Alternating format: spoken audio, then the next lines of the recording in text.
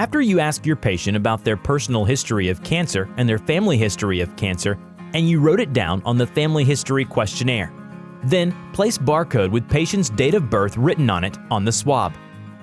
2 patient identifiers are required on each specimen. Then place a barcode on the requisition form. Then open the swab package at the handle and carefully remove the swab.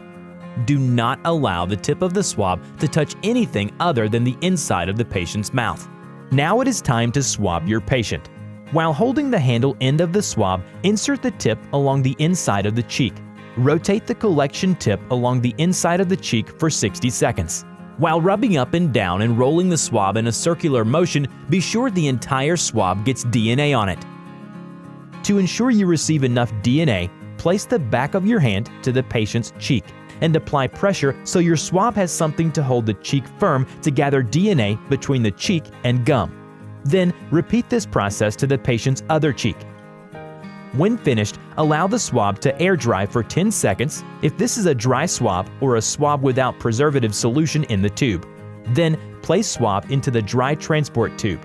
If you have a wet swab or a swab with preservative solution in the tube, then place swab in tube and shake vigorously for 10 seconds to make sure the entire tube has been coated with the preservative solution. Now, place into specimen bag with patient's requisition and other documents. Here is the checklist of documents to be sent with DNA swabs. 2 identifiers on the specimen tube, barcode and date of birth. Completed family history questionnaire. Completed requisition form, including doctor's signature, patient's signature, select CGX panels to be tested, ICD-10 codes placed on rec form, suggest at least 3, copy of patient's insurance card front and back.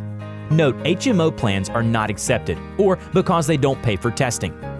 Patient demographic sheet, critical test coverage request letter with doctor's signature. Note some United Healthcare plans will need prior authorization through their Beacon app, very easy, processed by doctor's office before sample is sent. Doctors are the gatekeepers to genetic testing. We have an obligation to help patients understand their genetic risk and how testing can guide decisions about their health. Doctors, you can help your patients to better understand their personal risk factors or whether genetic testing is appropriate, and if so, how to proceed depending on your patient's results.